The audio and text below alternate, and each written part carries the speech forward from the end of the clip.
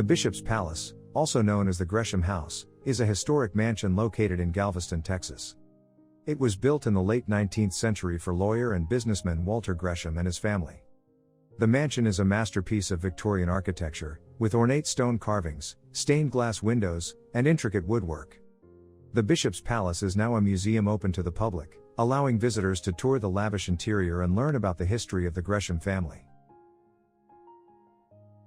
As visitors enter the mansion, they are immediately struck by the grandeur of the entrance hall, with its sweeping staircase and elaborate chandelier.